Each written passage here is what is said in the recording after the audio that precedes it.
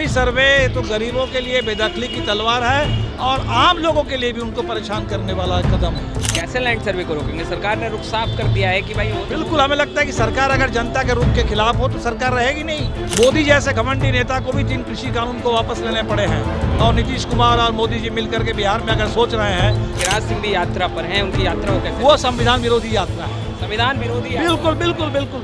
नमस्कार, आप live series देख रहे हैं, आपके साथ मैं हूं वसीम खान। देखिए, बदलो बिहार न्याय यात्रा और दीपांकर भट्टाचार्य के साथ साथ CPI-ML के तमाम नेता पैदल चल रहे हैं और आज राजधानी पटना पहुंचे हैं। देखिए, जहां लैंड सर्वे, स्मार्ट मीटर को लेकर सियासत गर्म है, वहीं जनता के बीच दीपांकर भट्टाचार्य थे। ग्राउंड जीरो की हकीकत क्या है, हम दीपांकर जी से ही बात करेंगे। देखिए, इस वक्त पटना में है, पैदल चलकर आए हैं। दीपांकर जी, कहीं थक तो नहीं गए? बिहार घूम रहे तो वो भी पैदल? नहीं, थकान तो होती है, लेकिन जब आप देखते हैं कि लोगों का इतना समर्थन मिल रहा है, बच्चे आपके साथ आकर के चल रहे हैं, तो सारी थकान खत्म हो जाती है। और इसलिए आप तो कहिए, आप हमसे कहिए कि और 10 दिन चलिए तो और 10 दिन चल 10 दिन और चलने को? बिल्कुल बिल्कुल बिल्कुल। अच्छा, ग्राउंड जीरो पर आप थे, स्मार्ट मीटर, लैंड सर्वे को लेकर कई सवाल उठे, मगर सरकार ने अपना रुख साफ किया, कदम पीछे नहीं करेंगे।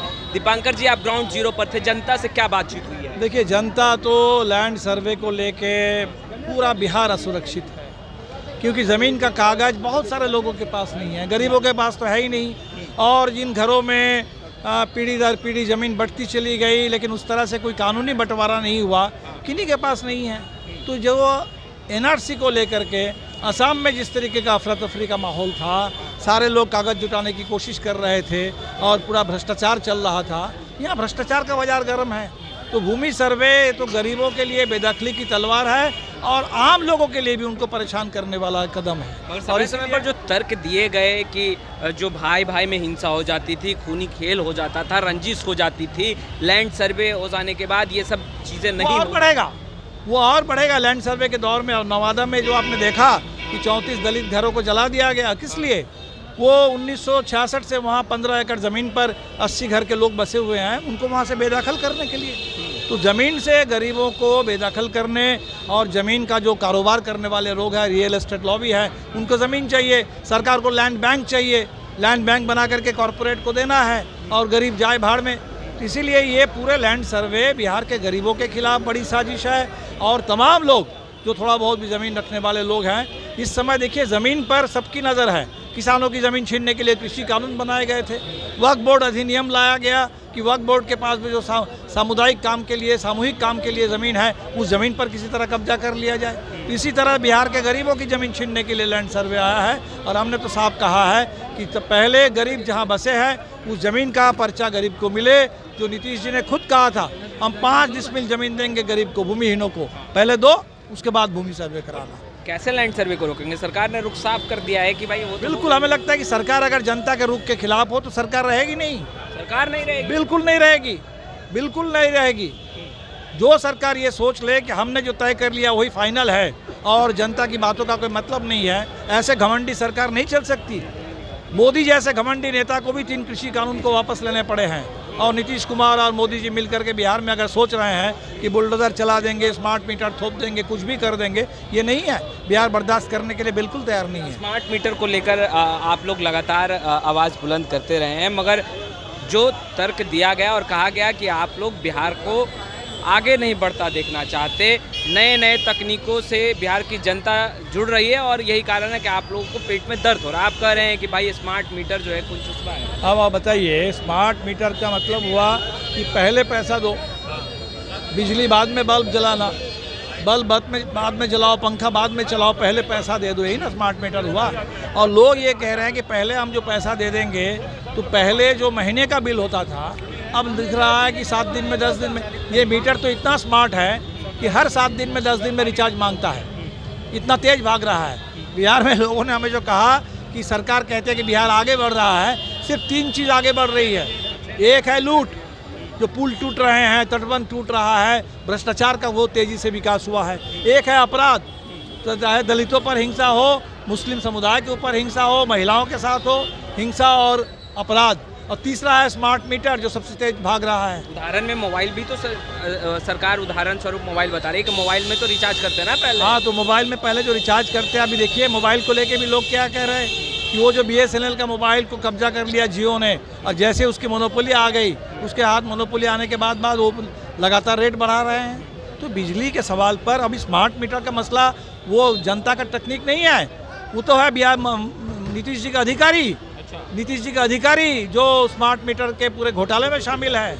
ये तो घोटालों के लिए, कंपनियों को फ़ायदा पहुंचाने के लिए स्मार्ट मीटर थोपा गया है। ये कोई तकनीकी सुधार नहीं है और बिहार में, लेकिन बिहार के लोगों को बिजली चाहिए और इसीलिए मांग ये उठी है कि 6,000 से कम कमाई वाले ये जो 95 लाख परिवार है, तो ये 95 लाख परिवार, वो मोदी जी उनको 1,000 रुपये का गैस सिलेंडर दे रहे हैं और नीतीश बाबू 1,000 रुपये का बिजली बिल थमा दे रहे हैं। तो ये 1,000 रुपये गैस और बिजली के पीछे तो ये गरीब खाएंगे क्या, बच्चों को खिलाएंगे क्या? इसलिए मांग जो उठी है, जो हमारी यात्रा से भी हमने उठाई है, विधानसभा में भी हमारे साथियों ने उठाया कि बिहार के गरीबों का हक है, दिल्ली पंजाब की तर्ज पर 200 यूनिट बिजली बिहार के गरीबों को फ्री दो, बिहार के किसानों को 200 यूनिट बिजली फ्री दो और स्मार्ट मीटर की अनिवार्यता समाप्त करो। अगर किसी को नीतीश जी को पसंद है तो अपने घर में लगाएं, कुछ लोगों को लगाएं, जदयू के लोग, भाजपा के लोग अपने घर में लगाएं। अगर उनको लगेगा यही स्मार्ट बनने का तरीका है, स्मार्ट मीटर, तो लगाएं, लेकिन जो नहीं चाहते उनके घरों में स्मार्ट मीटर ना हो। दो नाम आपने लिया खुले मन से और आप कहते नजर आए कि दलितों पर उत्पीड़न हो रहा है, ग्राउंड जीरो पर हमने जो देखा है और लोगों से मिला है, बात किया है। एक नाम आपने जीतन राम मांझी का लिया, वो केंद्र में मंत्री, और दूसरा नाम आपने चिराग पासवान का लिया। चिराग पासवान और मांझी कहते हैं कि दलितों की आवाज़ जो है वो बुलंद करते हैं, उनके साथ खड़े हैं। करते हैं, अगर करते तो अच्छी बात थी। सवाल तो इसीलिए उठ रहा है और हम देख रहे हैं कि पूरे बिहार के गया जिले में सबसे ज़्यादा दलित उत्पीड़न की घटनाएं घट रही हैं और मुसहर जाति के लोग सबसे उत्पीड़ित हैं, सबसे दुखी हैं, और मांझी जी चुप रहते हैं, कुछ बोलते ही नहीं हैं। मोहनपुर में राजकुमार मांझी की हत्या हो गई, यहाँ खिजरसराय में सज्जन मांझी को पीट पीट कर मार दिया गया, आपके टेकारी के आपके संजय मांझी का हाथ काट लिया गया। क्या मांझी जी कुछ बोलते हैं? कुछ बोलते ही नहीं है। तो इसीलिए अगर बोले तो कोई दिक्कत नहीं है, बोले। चिराग पासवान क्या, वो आपके छपरा जिले में जहाँ भरत मांझी पासवान जाति के शिक्षक मूछ रखते थे और इसीलिए उनकी हत्या कर दी गई, कुछ बोल रहे हैं क्या इन सवालों पर? तो दलितों के सवाल पर बोलेंगे नहीं, कुछ कहेंगे नहीं, संविधान पर हमला होगा और खामोश रहेंगे। और अगर कहेंगे कि हम दलितों की आवाज़ बुलंद कर रहे हैं, तो मैं समझता हूँ ये तो बड़ा अन्याय है। ये तो पूरे बिहार के दलित इसलिए बहुत दुखी हैं। गिरिराज सिंह भी यात्रा पर हैं, उनकी यात्रा वो कैसे? वो संविधान विरोधी यात्रा है। संविधान विरोधी? बिल्कुल बिल्कुल बिल्कुल। ये संविधान कहता है, पहले पन्ना में कहा गया कि बिहार देश के हर नागरिक, धर्म कुछ भी हो, हर नागरिक बराबर है, हर नागरिक को पूरी सुरक्षा, पूरा सम्मान, पूरा अधिकार मिलेगा। और अगर कोई कह दे कि अररिया में रहना होगा तो हिंदू बन के रहना होगा, मैं तो संविधान विरोधी मानता हूँ, विकास विरोधी है। बिहार के बच्चे कह रहे हैं कि हमारे स्कूल बेहतर ढंग से चले, स्कूल एजेंडा है, और आप त्रिशूल, स्कूल की बजाय आप त्रिशूल की बात कर रहे हैं। ये तो बिहार को बिगाड़ने, बर्बाद करने, पूरे नफरत का माहौल पैदा करने, उत्पात उन्माद का माहौल पैदा करने की कोशिश है, ताकि 25 का चुनाव सोच रहा है कि सांप्रदायिक ध्रुवीकरण करके जीतेंगे, बिहार में गरम करेंगे तो झारखंड में जीतेंगे। ये जो सोच रहे हैं, ये एजेंडा उत्तर प्रदेश में पीट चुका है। बुलडोजर राज उत्तर प्रदेश में लोग खारिज कर रहे हैं, बिहार में बुलडोजर राज लोग बनने नहीं देंगे।